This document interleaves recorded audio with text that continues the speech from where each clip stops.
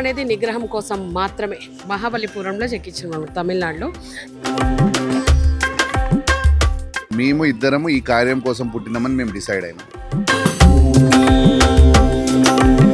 దేవుడి కార్యం చేసినన్ని రోజులు మాత్రం మాకు ఎటువంటి ఇబ్బందులు లేవు ఈ రోజు కూడా. ఇంత కాంక్రీట్ ఏరియాలో, ఇంత రష్ ఉండే ప్లేస్లో ఇక్కడ మాత్రం ఒక ప్రశాంతత కనిపిస్తుంది. అంటే ఆ దైవ శక్తి ఇక్కడ ముందు నుంచే కొలువై ఉంది, విగ్రహ రూపంలో మనకు దర్శనం ఇస్తుంది.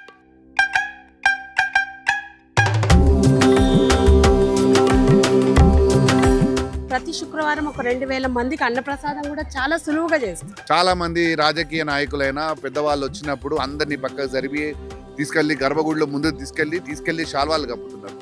ఆ తప్పులు మాత్రం చేయకండి. ఏ గుళ్ళల్లో కూడా దేవుడి కంటే ఆయన గొప్ప గాడు కదా, దేవుడిస్తేనే ఆయనకు ఆ పదవి వచ్చింది. ఎవ్వరు వచ్చినా కూడా అందరూ సమానంగానే వెళ్ళాలి, ఒకే లైన్లో వెళ్ళాలి. చాలా మందికి అది ఇబ్బంది కలుగుతుండొచ్చు, మాకు ఫోన్స్ వస్తాయి వీళ్ళ దగ్గర నుంచి వాళ్ళ దగ్గర నుంచి, కానీ మనం ఎప్పుడు యాక్సెప్ట్ చేయము. ఈ గుడిలో మనుషులకు సంబంధించిన పూజలు ఏవి జరగవు. ఇది లోక కళ్యాణార్థం కట్టిన గుడి.